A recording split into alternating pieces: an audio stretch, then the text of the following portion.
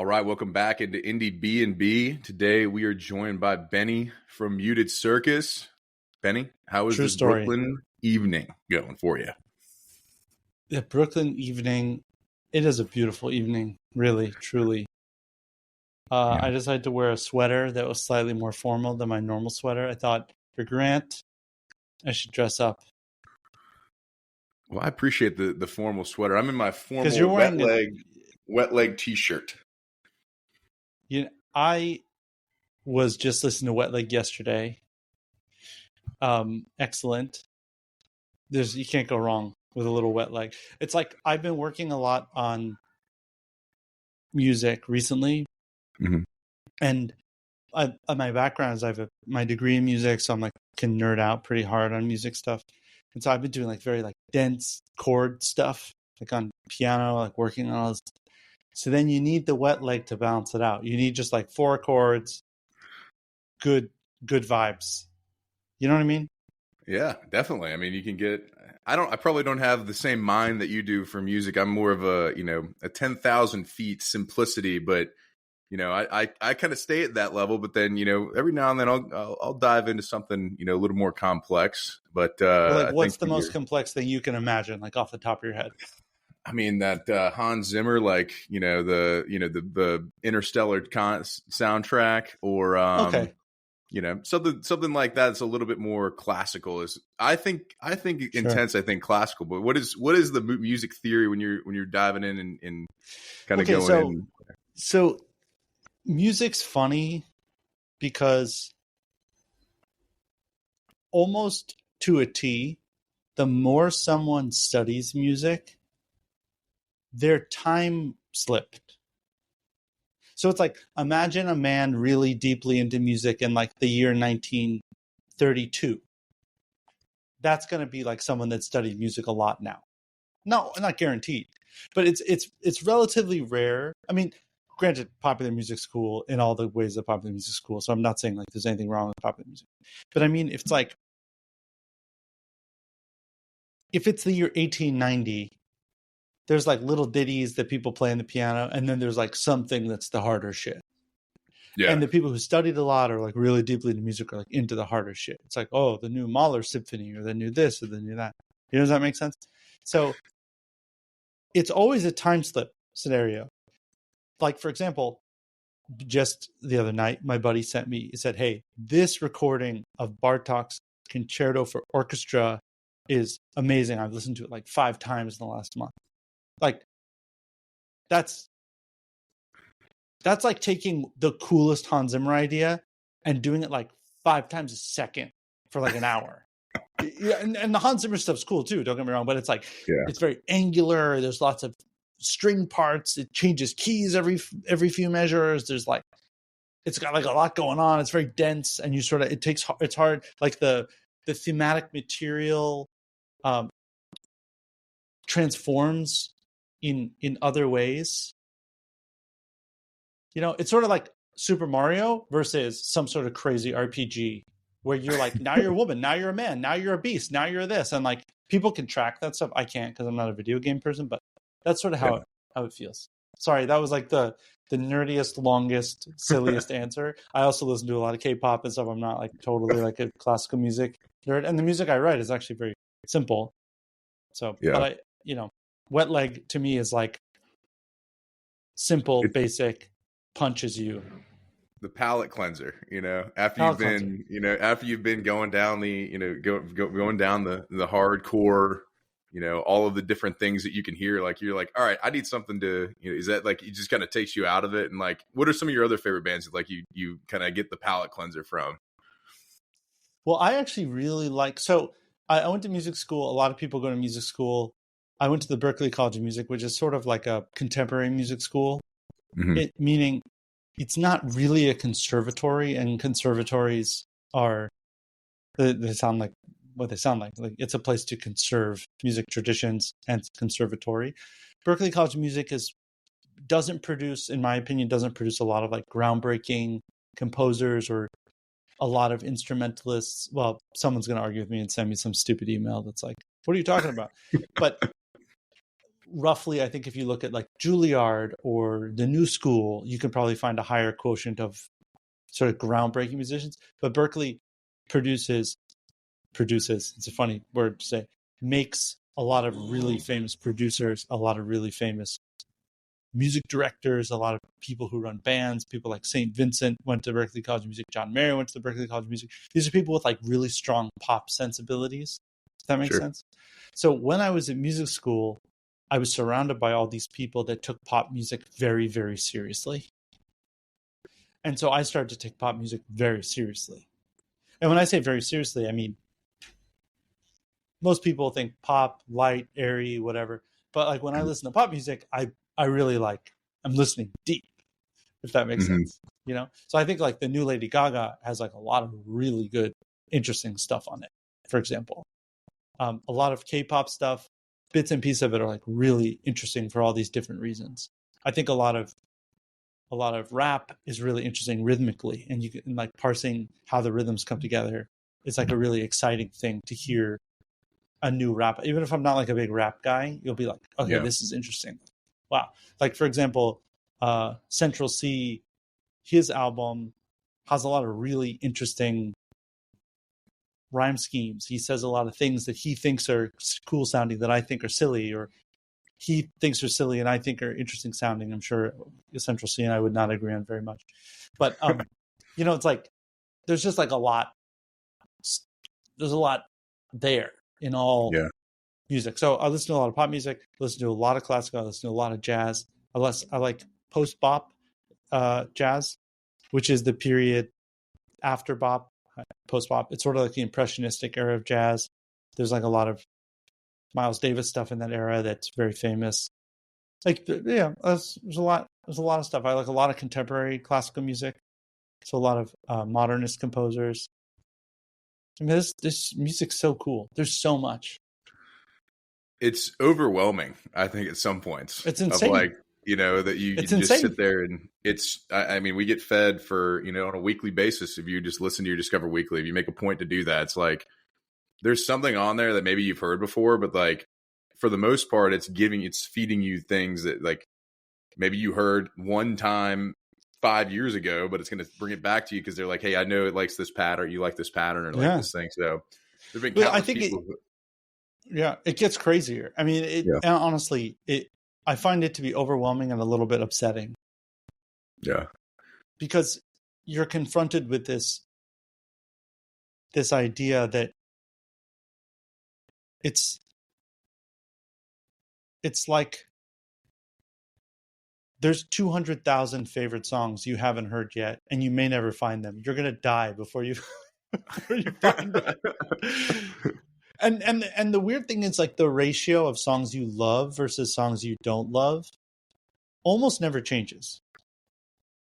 So you'll listen to 10 tracks and you'll be like, and then the 11th one, you're like, oh, that's cool for whatever reason.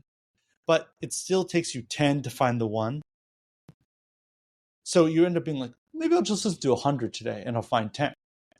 But like that logic like doesn't really make sense because you're not really in the mindset to like find the song you love after you've listened to like 7 albums that you've never heard before. So it's like a very weird thing to just have so much music ready for you. And, you know, and then the question is like, how do you mark something you love? It's like you might heart it and then it gets added to a list of stuff that you said you love. You might have like one friend you send it to, but then you send that same friend like 6 things that same day. It's like, how do we commemorate it? Well, in the past, I'm 40, so I remember like the CD era and stuff. So there was just a different way you'd commemorate things you love. Like wait till your friend get in the car and you'd be like, dude, listen to this. I think like one of the systems that actually my co-host, his wife, she employs, which I employed as well. I take all of my liked songs in a quarter. So in a 3-month period, and I'll do Q1. It'll be Q1 of 2025. That'll be this whole 100 songs. And then I'm going in and I'm wiping my favorites and I'm starting over again at 0. And I'm going from there. Right. That's cool. That's at very least there's like, I like that. Yeah, I've got, but again, like then you get, the Spotify obviously spits you out the ones that you liked for the whole year. but it's more just like, hey, here's some many things you listen to versus like, hey, here's something you should have discovered in 2025 based on your listening, right? Which, you know, it's tough because you don't get to, like, I like that 200,000 songs that you're never going to find. Like, I think that's so true. That's just how it feels. Yeah. You're just like, oh man. But there is something really, I feel like the beauty of music is that it's, in many ways, it's very much like love, where people talk about the superficial stuff, but it's just a feeling so deep in your soul. True love, which I'm not talking about like a fairy tale idea of true love. I mean, the true feeling of love. And that can happen if someone's on like an ayahuasca retreat, they feel it for the whole world, or it could be for an individual, or it could be for their parents. Like, it doesn't really matter what, but like that true feeling of love, there's no words to describe it. It's almost like cosmic in a way. It's just like, it's like a radio signal flowing through the air that you don't even have a radio to catch. It's just like, it's there, you know? And that's how it is with music.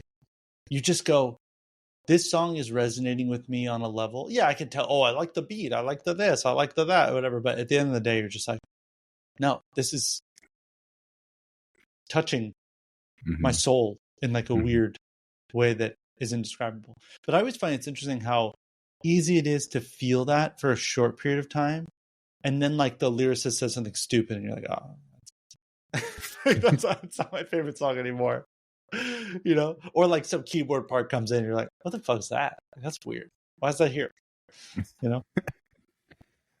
Well, I mean, certainly I'm sure like the feeling you have for listening to music, like, do you have the same for making it? Like, what's the, you know, for, you know, your projects that you've got, like, do you have the same kind of feeling? I think that it's sort of like, in many ways, there are a lot of people I know that became professional producers. And there are a lot of people I know became professional musicians and went on to have great careers playing with all sorts of people, or making film music, or making video game music, or something like that. And I think that there's a certain amount of professionalism that people can bring to it. They know what kind of emotion that they're aiming for. They have a really clear idea about how to draw it out of the chord progression, or the orchestration, or the arrangement, or the whatever. My music's not like that at all. It's just like, it's like almost like having something stuck in your teeth for like too long. And it's just like, oh man, oh fuck. Another song about my dad dying? Really? Okay, what's this one about? Well, I have this idea, and this is all internal in my head. It's like, okay, well, what if it's a song about like this kind of feeling? And you're like, yeah, you write it, and you're like, is this too glum? Like, I'm a happy guy. Like, why am I? And then you sort of work through this process of like one phrase after another. And then at a certain point, you're like, okay, I kind of like this. Okay, I think this is like a really good vessel for that feeling that I have. And then through the production process, you're sort of adding things and subtracting things and asking the question, is this too much? Is this trying too hard? Is this over the top? Is this, am I holding back too much? And at a certain point, you kind of are like, okay, I think this is done. And then now listening back, because a lot of my stuff I made 4, 5, 6 years ago, I'm like, oh, this is not finished. I can't believe I released this. It's missing so much. But at the time, it was just like, this is done.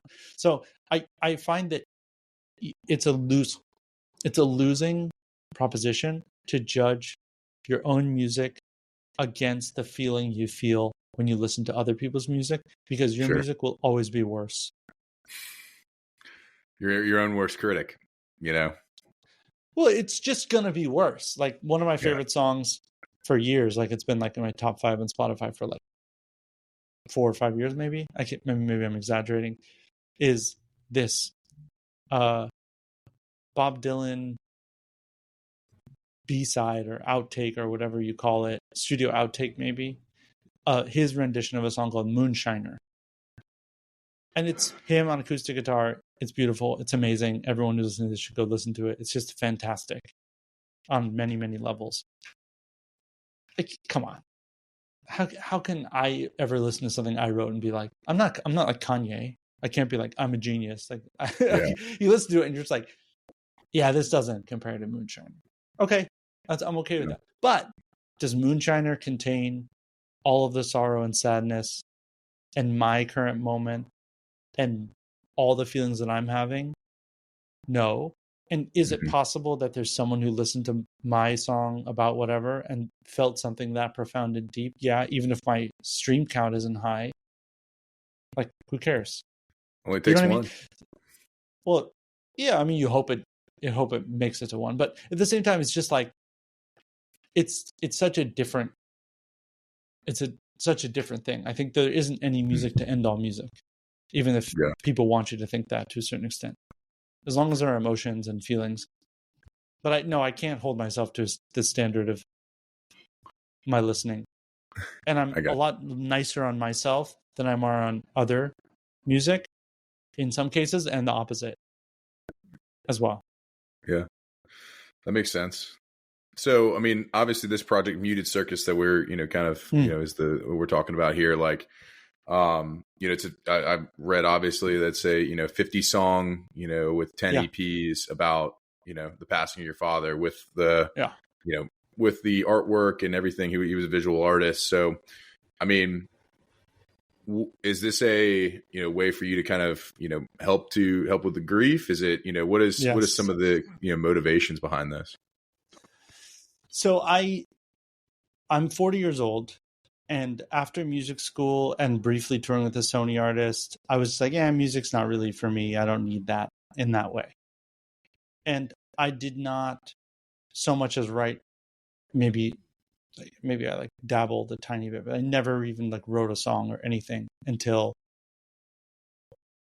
my dad was diagnosed with terminal cancer. All these emotions came, and I was like, aha, I know how to handle this. That's what music's for.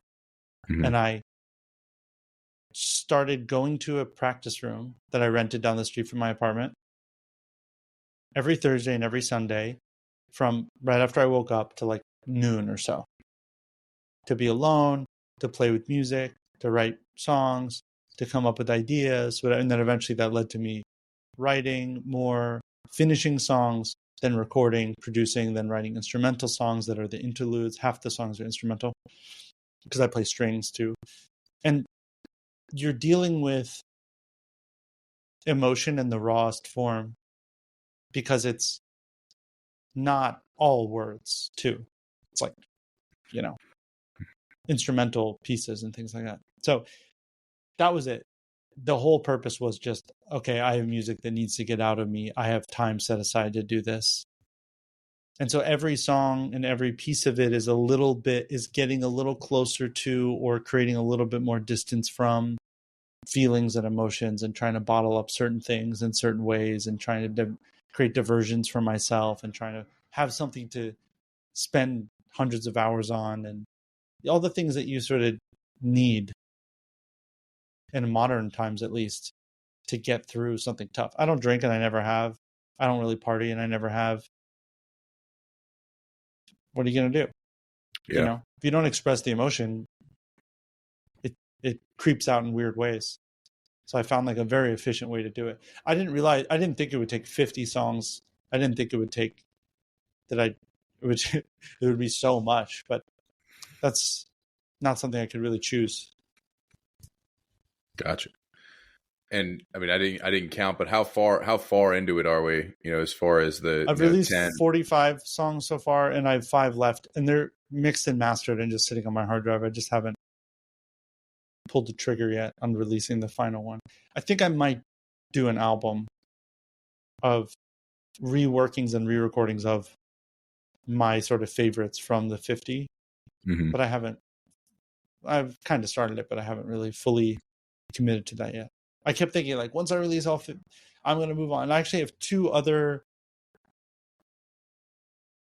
5-song EPs that I wrote that I wrote, produced alone or with a friend, that I haven't released or decided what I'm going to do with yet. Which I'm laughing because every time I talk to them, they're like, "When are we releasing that thing?" And I'm like, maybe. I'm like, after I finish the Muted Circus thing, then I'll think about putting out other stuff. But who knows? So for 45 of 50, I mean, like, so the final 5, you know, you sound like you've got the timeline in your head possibly for that. You know, what's the... Well, sometime in the next few months. Yeah. What's the, like, you know, the finality of that? Do you feel like it's, you know, the finality of the project? Obviously, you probably don't ever get over, you know, fully, you know, losing a parent, but like, do you feel like completing the project helps, you know, kind of bridge that gap? Or I don't know. Obviously I don't want to. I think that some people don't ever get over the loss of something, and that's totally fine. Yeah. I fully recovered. Mm-hmm. And I think it's sort of like this, and that's just me personally. I'm not quite sure about my brother and sister. Obviously my mom probably hasn't, because she was married to him for like 45 years or whatever. But one of the things I discovered through the process of writing and all these songs and everything is very simple things about grief that people have known for like thousands of years. Basically, you have to rediscover all the things that humans already like know. It's that losing a parent is very natural. Yeah. And it's a lot more natural than losing children. And I wrote a bunch of songs about losing children in different formats, in an exercise of sort of trying to figure out what's sadder than losing a parent and sort of sorting through those feelings. On my first EP, there's a song called Fair Detective that's literally about 2 young people dying. I listen to it now and I'm like, that's a sad song. Like, wow. But that's like one of the songs that I get Facebook messages from people that are just like, oh, that really moved me. In other EPs, lots of parents are lost. So like there's an EP called Lee about a girl whose mother dies and her mother left, but she doesn't know she's dead. And then you find out that she was strangled to death. Pretty dark stuff, but like whatever, you know, you write whatever you want. It's free country. It's music. That's what it's for. But what was the question? I got a little sidetracked. I think like I was asking, like, you know, for the finality of, you know, getting to the 50 songs. Yeah. Like, So what I was going to say is that I don't remember exactly what morning it was, but I remember one morning on like New Year's morning, maybe 2 years, a little bit longer after my dad passed away. So it must have been like 2020 or so, 2021. I remember I woke up and I was like, oh, the mourning process is finished. Wow. That's really interesting. And I don't think any of the songs were written past that point. Maybe some of them, like I need to shore up loose ends or something. But like most of the ideas, like the general structure and like the bulk of the songs were already written by then. Mm-hmm. And I think you do wade through this. You sort of, you know, it's like very thick mud and you're like kind of walking through it, and then eventually the mud gets thinner and thinner and thinner, and you're like, oh, look, I'm just on solid ground. Like, this is fine. And I think part of what happens, at least in my case, and it kind of corresponds with other people I know who've lost parents or lost people, is that your growth and development in life post the incident or the death becomes richer and richer and richer. And you start to think, wait a minute, I wish that they were here, but how could I have grown in this way if they were still here? Mm-hmm. And that becomes the point at which you go, okay, well, yes, I want them back, but at what cost? That's a hard thing to reconcile in your brain. Like, I want them back, but I want all of the benefits of them having died and me matured this much. Like, that's a really weird thing to think about. So at a certain point, you kind of realize, okay, actually, they're gone, and that's okay. If that makes sense. Yeah. I mean, I think like, you know, you're growing from, you know, something, and like it, obviously when you put it out, and like when it's, you know, you get the 50th song out there, you know, you're like, it's not that you already had the finality of it, you know, when you wrote all of them, you know, in 21. So it's like, you know, at this point you're like, all right, hey, we're getting it out there, and, you know, the project will be complete, and then you can go go talk to those folks who you wrote this other 5 song EPs with, be like, hey, like, all right, we're ready to go now. Like, it's interesting. The final EP, it's the EPs. It's tough, like, for your listeners to. I don't expect anyone to listen to 45 songs. And I actually think it might put you in a pretty dark headspace. So I don't even necessarily recommend it for someone actually plowing through, be like, I'm going to listen to all this dude's music. And like it's some of it's not great. I mean, I'm sure nobody says that when they're on like some of it's not great. Some of it I just needed to do. I needed to do. Yeah. Some of it, when I listen back, I think, I don't know why I made that choice. Like, that's a very strange choice. Some of it I'm like really deeply moved by. Yeah. And I have like songs that I'm like, wow, I like go back to again and again. I'm like, I really got something interesting here. But if you think about it, it starts with an EP I wrote called Repeat Town, which is about two young people who fall in love, and it's a little bit high schooly and silly, and then they end up dead. The next EP is sort of about art, kind of abstractly, about just like trying to understand your parent through the art that they created. Okay, that's kind of abstract. Lullabies for Grown-Ups is an EP about having trouble sleeping, because that was the number one thing that was happening while he was going through the dying process, while like all that stuff. It was that very, like, during the day you're bummed and like whatever, but then in the nighttime, that's when really the demons come out and you're trying to sort through. So I wrote an EP about the different sort of thoughts about sleep, which has some really nice stuff on it.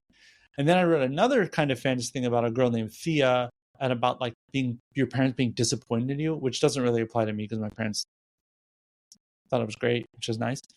But that kind of goes into like the parent relationship again. And then I start to get to the real stuff. I wrote an EP about loss of childhood called A Happy Childhood. And that one, it's really pared down. It's me with just a little bit of overdubbing. And I deliberately recorded in a way where I couldn't redo my vocal tracks. So it's like a little bit rougher. And that's about like losing your childhood, which feels very as real as losing a parent. And then the next EP, which is the one I'll stop at, I won't go through all of them because it's already too many for the listeners who are already lost, is called Wait for What. And that's the one where I deal directly with the death. So it's Wait for What, which is waiting around for them to die. Which is a weird thing if anyone's experienced that, because every part of your being wants to overcome, wants to get to healing, but the only path to healing is for them to die, and you know they're going to die. So you're waiting and you feel anticipation, but what are you waiting for? And it's a very literal song, Wait for What. It's like, that's what it's about. And then my dad's voice comes in on the second track of Wait for What. So you get to hear my dad talking about his own death. And I orchestrated that conversation. And my brother recorded him talking about his own demise, which is like a really fascinating thing. And you hear the spirit of the man who is haunting all of these albums, which is interesting. He's basically saying, death is good. Dying is good. I feel good. I feel like it's good. It's weird. It's very, very odd, like, to listen in that way. But it's like, how many EPs did it take to really start to deal with it directly?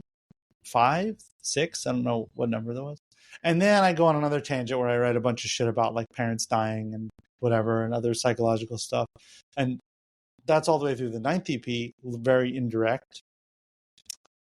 The last EP really comes back to dealing with it, about my dad's own psychological stuff. And then the final track is called Disconnection, which is about the sort of one remaining thing and the sort of most important part of our relationship, which was our telephone calls. And it's about missing the telephone calls and like the last kind of telephone calls. It's called Disconnection. And that's where the whole thing ends. Wow. That's a lot. Sorry. Yeah. No, I mean, like, I think like that gives you gives everybody a better perspective on like, where you were when you wrote them, to kind of build into it, to understand the, obviously the dynamic better. And like, you giving a little bit of a table of contents there, I think is helpful, right? Like kind of but there's some gems in there if you're willing to put the time in. I swear, there's some gems in there. I love it. Well, how was like picking the? I know he was a visual artist. Like, how was picking the the album art? Obviously, that was pretty important. To the project. Well, so my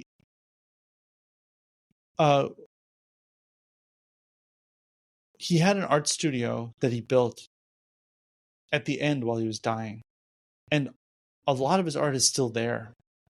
And a lot of we had photos taken of all the art, and we published a book with like all the art in it. So I really liked, in the 1970s, almost all of his art was black and white, and it was very kind of just not colorful. But in his later years, it got really colorful. And so I try to choose the art that kind of has different kinds of colors. Like I think there's only one green one. There's one that's mainly a red one. There's one that has like bits of yellow in it. So there's like something you feel like, okay, this kind of has a vibe that kind of fits with the song in a way, even though it's not real. And then I usually run it by other people around to be like, what do you think? Yeah, it's not super super scientific. I gotcha.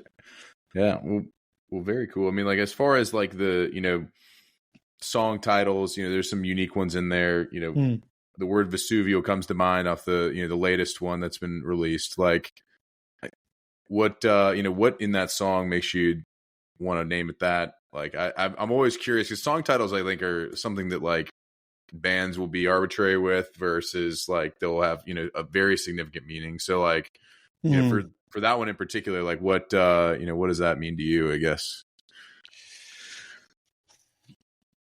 That doesn't have any strong, serious, direct resonance. I think that the EP Hear My Rattle it's really about love. I say love with like a question mark at the end of my voice.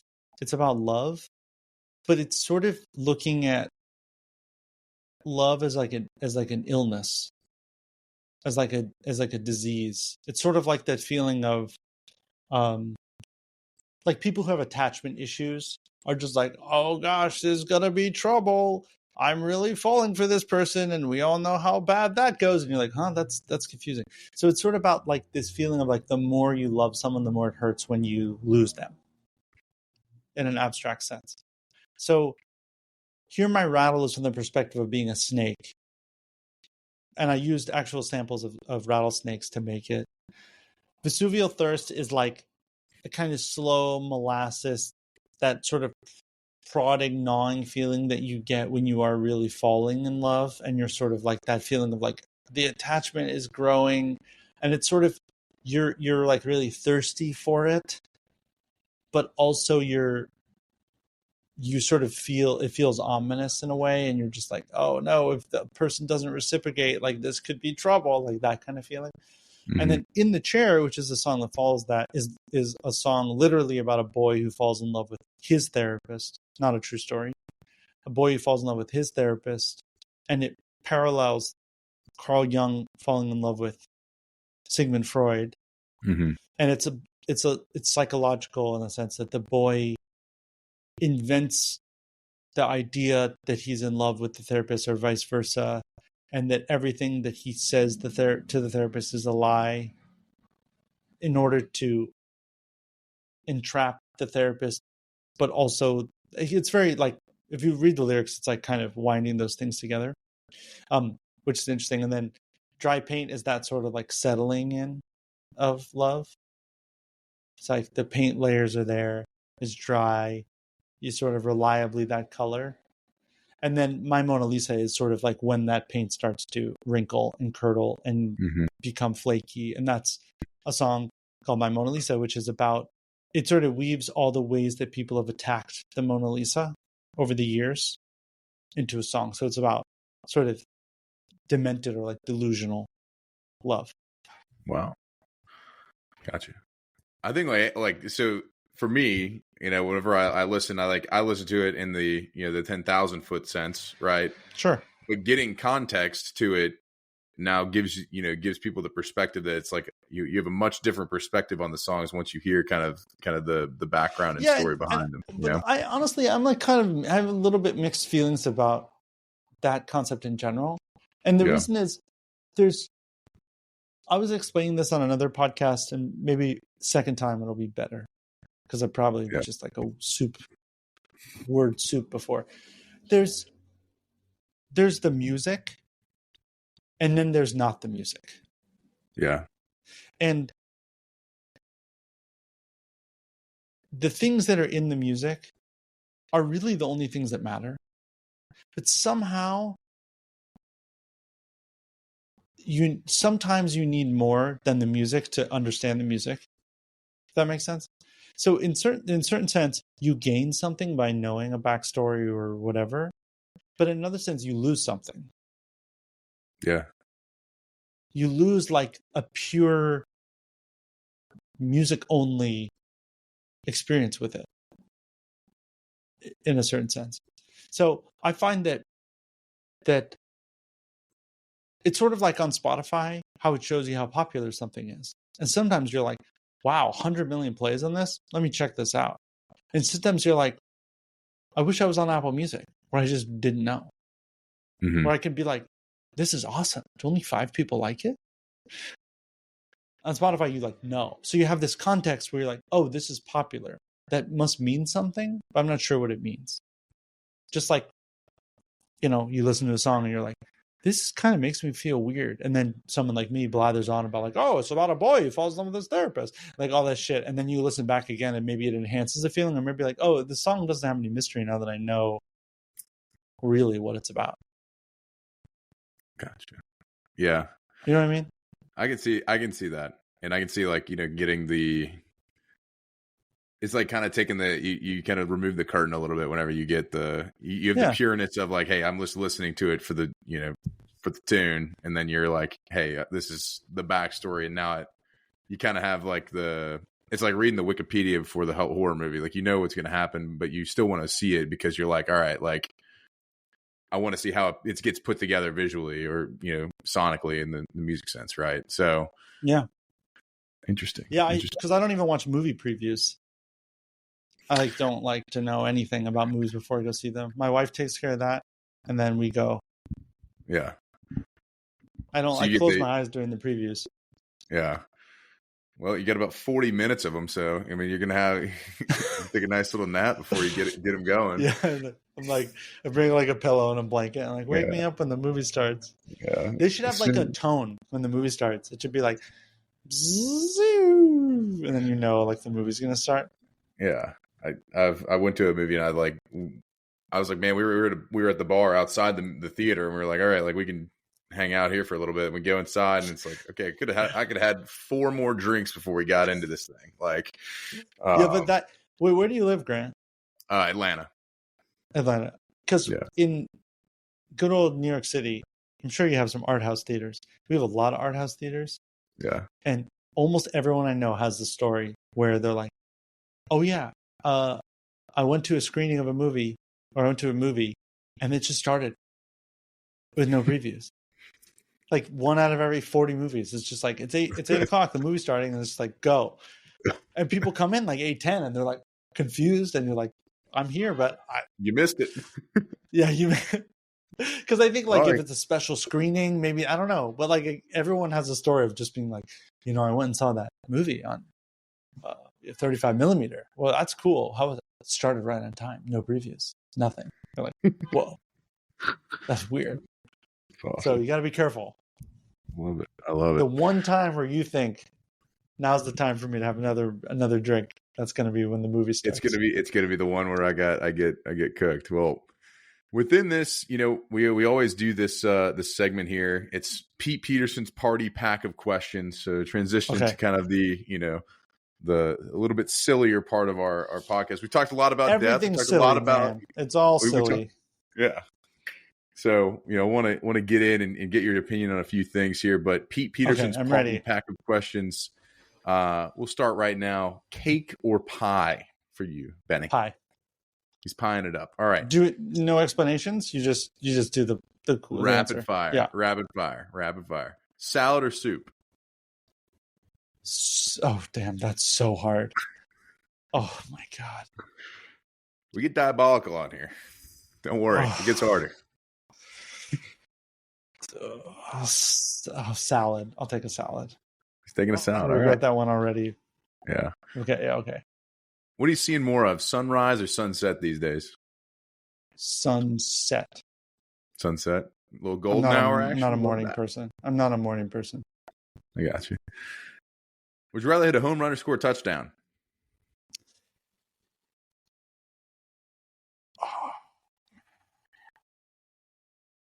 A touchdown. All right. Hitting teeter. We love it. Night in or night out? What are you having more of these days?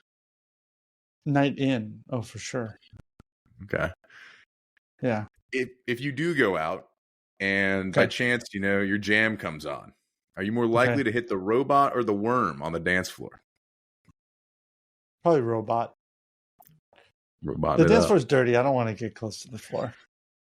You're not the first one to say that. I can tell you that for sure. Someone's like, my brother got ringworm on the dance floor. Like, I'm not doing it. We're not doing it. Guac or queso at your favorite Tex-Mex spot? Guac. Guacking it up? All right. Waffles or pancakes in the morning? Oh, pancakes are more common, but I'd probably go for waffles if they're good. A good waffle is something to behold. Yeah, definitely. Coffee or tea with your waffle? Coffee. All right. Dogs or cats? I've always been a dog person, but just recently I've just been really enjoying cats. So I think I'm gonna go with cats. He's been converted. He's a cat converter. All right, we like it. I'm a cat conversion. Yeah, not a catalytic converter. That's a car part, but you gotta keep those nailed down, and then people get. I bought a cat conversion kit on Amazon, and you take 3 pills a day. You adjust your Instagram algorithm, and then boom, you're a cat person. Yeah, you're a cat guy. I love it. Ninja or a pirate? What do you identify more with? Pirate. All right. Scurvy. All right. Gatorade. And this is someone who lived in Japan for 7 years. That's how I know I'm not a ninja or anything close to it. That's true. Gatorade or Powerade? I almost said something that would actually get me canceled, which would be like, don't they taste the same? I know. See? Yeah. I'll take Gatorade, the OG. Gatorade. OG. All right. Toast or bagels? This is a dumb one to ask a New Yorker, but we'll ask it anyway. I'd definitely eat a bagel. If it's a good bagel, yeah. Bagels over toast. But I love toast too. Chips or pretzels? Pretzels. All right. Fries or tots? Fries. Okay. TV show or a movie to unwind after a long day?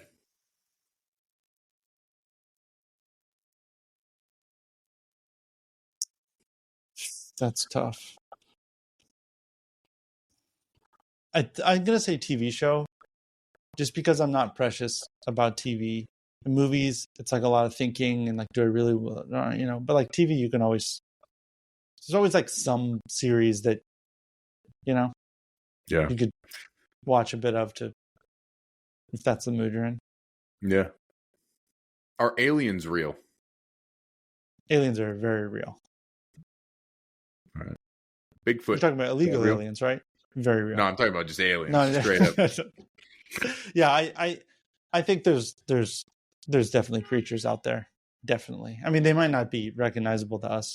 They might not even be in realms that we can perceive. All right. We also might be the aliens. Bigfoot is not. It's not a thing on our planet, at least. That's a good point. Did you see the Sasquatch movie? What's it called? Yep. Oh man, is it on Hulu? The one I've seen. I've started a couple on Hulu that were. No. I'm talking about Sasquatch Sunset. No. It's I got it pulled up here. 2024 film by David and Nathan Zellner. To the makers of that movie, you are brilliant. I love that movie. It was riveting. There's no dialogue. It's Sasquatches grunting at each other, but it is so good. I really, I mean, if you haven't watched it, and I think it's a really good movie to unwind to, because there is no dialogue. It is Sasquatches existing, and it's a full feature film. And Jesse Eisenberg is one of the Sasquatches. Huh. It's really good. Sasquatch Sunset. All right. Sasquatch Sunset. We'll have to check that out. Okay, we can continue with our questions. I know. I mean, I got follow-ups on Sasquatch Sunset. We'll get through this and then we'll get back to that. Is Love at First Sight real? Yes. Okay. All right. Give us two bands that we might not know that we ought to check out. Oh, might not know. That's a tricky thing. Well, I don't know. What's the age of your listenership? I would say anywhere from 25 to 45. Okay. How old are you? I'm 31. Okay. Perfect. This is not an obscure band. It's actually a very popular band, but most people probably haven't listened to them. That I'll recommend, which is Oingo Boingo. Oingo Boingo. Have you ever listened to Oingo Boingo, Grant? I had a Oingo Boingo song on First Wave this morning on my way into work. What song was it? Do you remember what song it was? I couldn't remember. Dead Man's Party or something like that? Yeah. It had to be one of their more bigger bands. So Oingo Boingo, it's a really fascinating thing, because every single person on the planet has heard music written by Danny Elfman. But I found that almost everyone my age and older is like, obviously Danny Elfman's band was Oingo Boingo. Everybody knows that. But for some reason, folks who are younger did not know that the famous film composer Danny Elfman, who wrote all these famous things that everyone knows, like whatever, huge movies, that Oingo Boingo was his band. And I recommend someone who's just getting into Oingo Boingo, their very first album. I think it's their first album. Well, anyway, no, probably not. But their 1981 album, Only a Lad, is excellent. All right, we got a little Oingo Boingo, Only a Lad. I'd say Oingo Boingo's a good one. I'm trying to think like a little bit open-minded here. I don't want to like get too obscure with my recommendations, just because that ends up being like an ego flex and kind of silly in a way, you know? So you're like, oh, this random band you never heard of, and then you go listen and you're like, this kind of sucks. It's kind of cool, I guess. What about like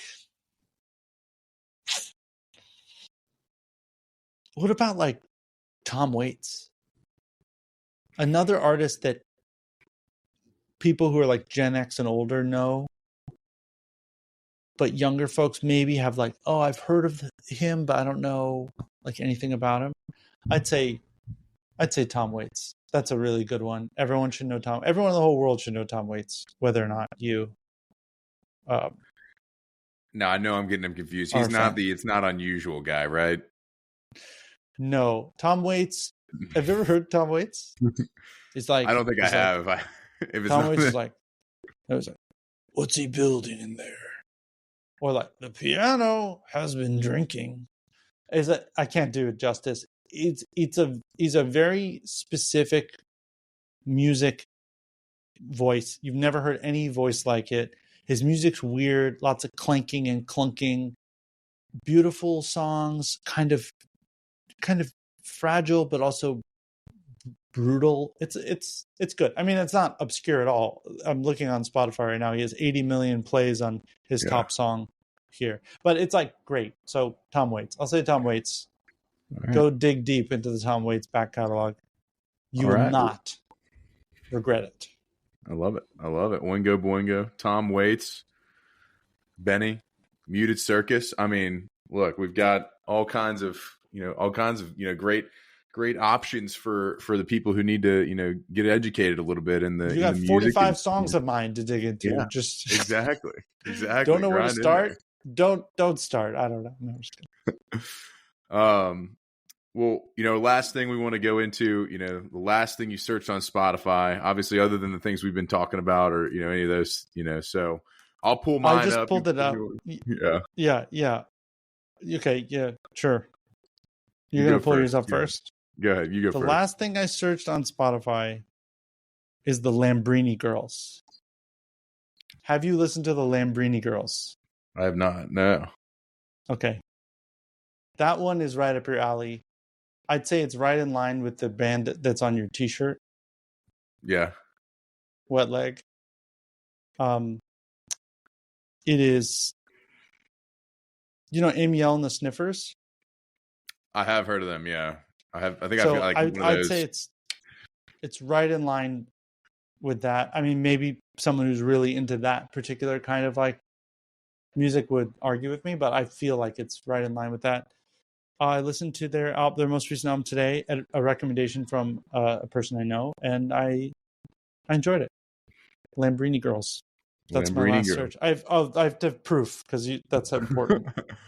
You got Doja Cat underneath, Tito Puente. Yeah, I went for a run yesterday and I was listening to Doja Cat, and then I was lecturing my friend on the history of Latin jazz, as one does, and I was like, I mean, like Tito Puente. And I pulled up Oye Como Va or something. I don't know. So my last one is Medium Build, who's like my, he's on our show. He's like he's my guy. But also Muted Circus, obviously doing some research.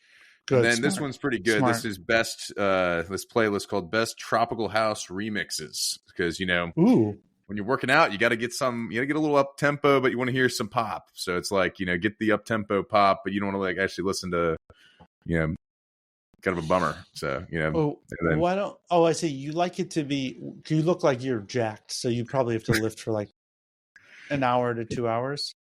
An hour. Yeah. So it's just, you got to have solid hour continually going, in the back. That's, you can do metal, and I've loved metal, but like you can do it only to a certain point, and then you're like, I just need something for my brain to chew on, not like for me to just, I know I'm suffering and I want to hear suffering in the music, It's funny. It's like, yeah, that's true. I understand that feeling, because it's sort of like metal is like always the peak. So it's sort of like your second rep of like a hard thing maybe, but it's like all the time. And that doesn't take into account like the down times, so to speak. Yeah. But I don't know. It's funny. I think that the brain's super complicated. We all know that. And you could sort of like put part of it to sleep with the right music. So I think you might be onto something with like tropical house remix. It's not something I would ever listen to. I do not recommend this as a musical physician of sorts. I don't recommend it. But it does make sense because it's like you already know the melodies because they're remixes. Yep. But also it's tropical. So it's taking you outside of like the gym, which is kind of usually enclosed. Yeah, you're on the beach. And it's also house, so it's very steady beat. I think you're onto something. It's funny, like I just getting into it, like I think you're right, exactly. The metal is just like this, and I just like, I can do it, and then I need something down here to like kind of keep it maintained, because like you're going to be having a rest time at some point. You're like sitting there and you listen to Metallica and you're like, I love this, but it's just like, hey, we're 15 minutes into this one. Like I gotta like we got a lot of time left. Like, and also it's like it's a lot of pressure on your ears. Yeah. I like Slayer a lot, and like when I was younger, you blast Slayer all day long and not even think about it. But now as I get older, I'm just sort of like, it's like eating chocolate mousse or something. It's like you have 3 or 4 spoonfuls and you're like, that was amazing. Maybe I don't want any more chocolate mousse. That's a great way to put it. You know what I mean? Like, yeah, like you're kind of like, if you're home, you like put like some plastic wrap over it and like, I'll eat that tomorrow. Yeah, it's like I almost feel like that's like kind of my shows now. I'm like, when I go to shows, I'm like, okay, like I'm gonna go to the stuff that's like easy to listen to, like that I listen to all the time, and then I've seen myself shift from like, I used to go exclusively to metal shows, not like dark, hardcore metal as much, but like, I would go to stuff that's loud. And then I'm like, as I've gotten older, I'm like, okay, like softer stuff I think I go to more, but I still need to go to like Tool like every now and then. And I've seen Tool live. Yeah. I mean, I think that's I don't even consider that metal. I think it's just its own genre of something. Yeah. I agree. That's really, it's so vibey that it's like entrancing in a way, you know. It's not, it's not, I've seen Slayer live, I've seen Megadeth live, I've seen Metallica live, you know. And I used to go to straight edge hardcore shows in my hometown when I was younger, because I had friends who were really into straight edge hardcore. So I used to go to tons of straight edge hardcore shows, and those guys, they have a lot of tolerance for just like ear splitting, pounding music. Yeah. But I always wear earplugs because I'm kind of sensitive.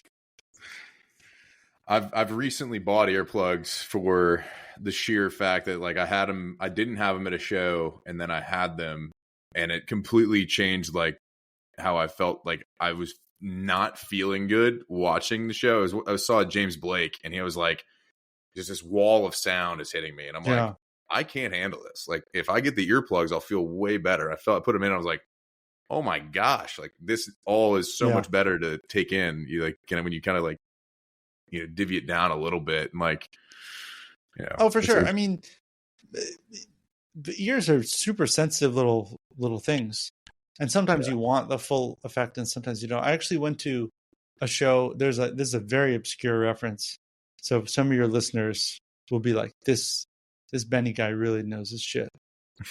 And other people will be like, what's he talking about? But there's a well-known composer and organist named, I don't want to mess up her name because I think her name is Kaylee, is it Kaylee or Kylie Malone? Hold on, I'll find it. But anyway, she's a famous organist, and she does interesting, she did a concert, and she like sort of, at the risk of like getting really nerdy, it was extremely loud, but it was also in a quiet sort of venue. And I remember walking in, and they had buckets of earplugs, and I was like, "Is this? Should I?" And they were like, "Yes, please do it." Like, no, you must wear earplugs. And I was just like, "Oh, okay." And I always bring my earplugs anyways, but I was sure glad I did, because I think what happens is it becomes a distraction if it's too much in your ears. Yeah. It's just like you're suddenly in like protection mode. You're like, oh, I need to protect my ears. You're not really enjoying the show anymore. Yeah.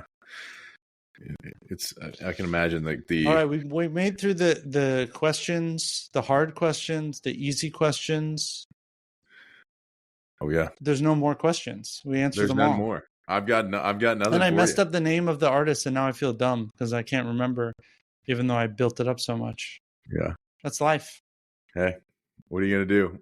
Benny Rubin, we appreciate you hopping in here, getting in, telling us about the Muted Circus project. It's Kaylee. I'll have everybody. Kaylee Malone. We did it. KALIMALONE. Kaylee. Kaylee Malone. Check her out. Make sure you wear earplugs.